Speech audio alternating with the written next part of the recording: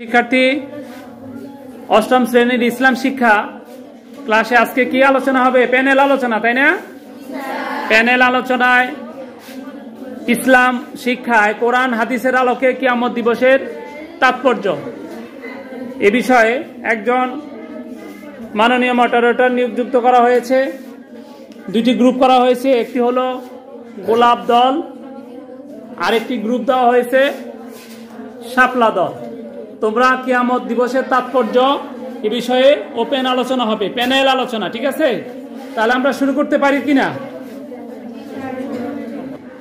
আসসালামু আলাইকুম। আমাদের আজকের ইসলাম ও নৈতিক শিক্ষা বিষয়ের প্যানেল আলোচনায় স্বাগতম আমাদের দুটি দলকে, শাপলা এবং গোলাপকে, এবং অন্যান্য শিক্ষার্থীদেরকেও যারা আমাদের এখানে দর্শক হিসেবে অংশগ্রহণ করছে। আমাদের আজকের প্যানেল আলোচনার বিষয় কোরআন ও হাদিসের আলোকে কিয়ামত বা মহাপ্রলয়ের তাৎপর্য। প্রথমে আমি গোলাপ দলকে প্রশ্ন করব।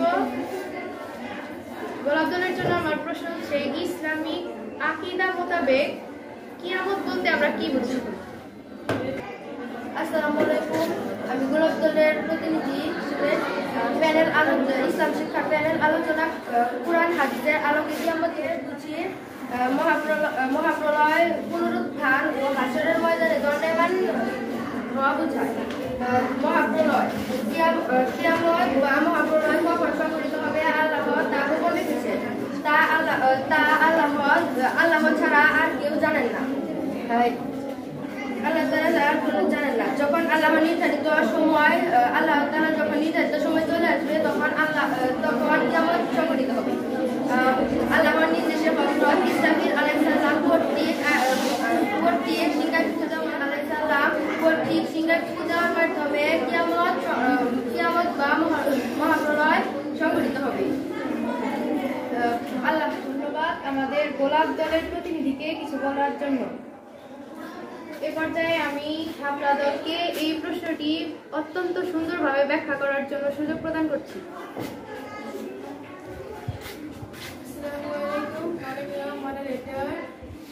আমি শাপলা দলের প্রতিনিধি হিসেবে ইসলাম শিক্ষা প্যানেল আলোচনা কোরআন হাদিসের আলোকে কিয়ামত দিবসের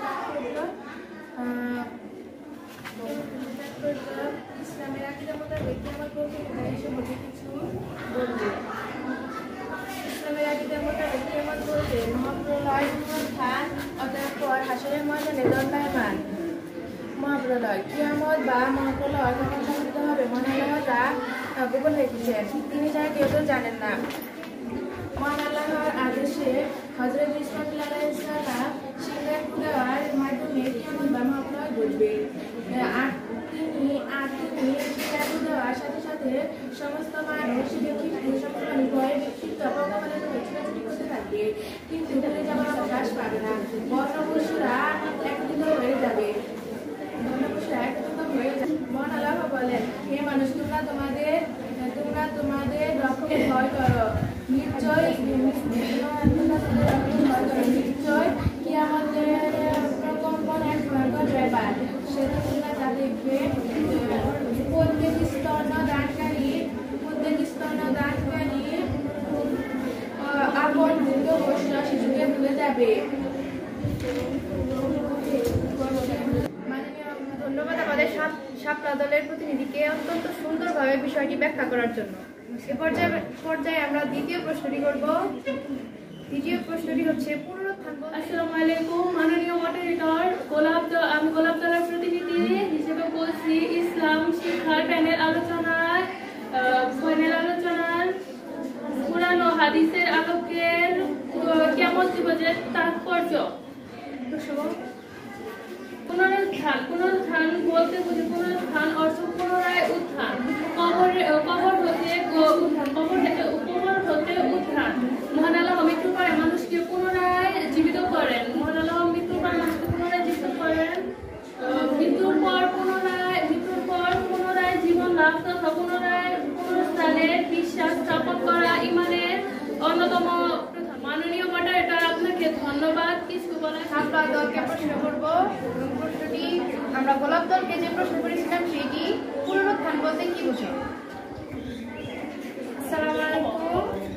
মাননীয় মডারেটর, আমি শাপলা দলের প্রতিনিধি হিসেবে ইসলাম শিক্ষা প্যানেল আলোচনা কোরআন হাদিসের আলোকে কিয়ামত দিবসের তাৎপর্য, পুনরুত্থান অর্থ পুনরায় উত্থান, কবরের মৃত্যুর উত্থান।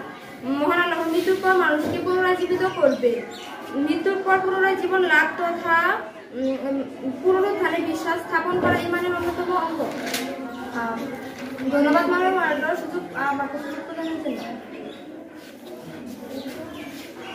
এই পর্যায়ে আমরা তৃতীয় প্রশ্নে চলে যাব এবং আমাদের তৃতীয় প্রশ্নটি হচ্ছে মহান আল্লাহ সূরা আল জাসিয়া আয়াত 26 কি বলেছেন। এবার আমি আমাদের গোলাপ দল থেকে একজন প্রতিনিধিকে অনুরোধ করবো এই বিষয়টি ব্যাখ্যা করার জন্য। আসসালামু আলাইকুম মাননীয় মডারেটর। আজকে আমাদের ইসলাম শিক্ষা প্যানেল আলোচনা কোরআন ও হাদিসের আলোকে কিয়ামত দিবসের তাৎপর্য সূরা আল জাসিয়া সম্পর্কে কিছু বলতে চাই। মহান আল্লাহ বলুন, আল্লাহ তাআলা তোমাদেরকে জন্ম করেছেন, জীবন দিয়েছেন এবং মৃত্যু দান করেছেন। অতঃপর তোমাদেরকে তিনি কিয়ামত দিবসে সবাইকে করবেন, যাতে কোনো সন্দেহ নেই, কিন্তু অধিকাংশ লোকই তা জানে না। সূরা আল জাসিয়া। আসসালামু আলাইকুম মাননীয় মডারেটর। আজকে আমাদের ইসলাম শিক্ষা প্যানেল আলোচনা কোরআন হাদিসের আলোকে কিয়ামত দিবসের তাৎপর্য আল জাসিয়া আয়াত 26 সম্পর্কে মহান আল্লাহ তাআলা কি বলেছেন সেটা ব্যাখ্যা করব। মহান আল্লাহ বলুন, আল্লাহই আমাদের জীবন দান করেন এবং মৃত্যু দান করেন। অতঃপর তিনি তোমাদেরকে কিয়ামত দিবসে একত্রিত করবেন, যাতে কোনো সন্দেহ নেই, কিন্তু অধিকাংশ মানুষ তা জানে না। সূরা আল জাসিয়া আয়াত 26। ধন্যবাদ আমাদের শাপলা দলের প্রতিনিধিকে অত্যন্ত সুন্দর এবং সুস্পষ্টভাবে ব্যাখ্যা করার জন্য। আসসালামু আলাইকুম মাননীয় মডারেটর। আমাকে ইসলাম পৃথিবী হবে হাসরের মাঠ এই প্রশ্নটি করার জন্য ধন্যবাদ। আমি কুরআন ও হাদিসের আলোকে কিয়ামত দিবসের তাৎপর্য আমি অষ্টম শ্রেণীর একজন শিক্ষার্থী। ইসলাম ও নৈতিক শিক্ষার প্যানেল আলোচনায় কুরআন ও হাদিসের আলোকে কিয়ামত দিবসের তাৎপর্য। মাননীয় মডারেটর, আমাকে পৃথিবী হবে হাসরের মাঠ এই প্রশ্নটি করার জন্য ধন্যবাদ। কিয়ামতের দিন পৃথিবী পরিণত হবে একটা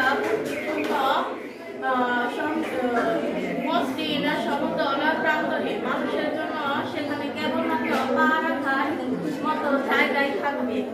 হাসরের দিনে দৈর্ঘ্য হবে আমাদের গণনায় 50,000 বছরের সমান। পর্বতমালা ভেঙে চূর্ণ বিচূর্ণ হয়ে বিক্ষিপ্ত ধূলিকণায় পরিণত হবে পশমের মতো। পর্যায়ে আমরা শাপলা দলের একজন প্রতিনিধিকে কিছু বলার জন্য অনুরোধ করছি এবং তার প্রশ্নটি হবে পৃথিবী হবে হাসরের মাঠ।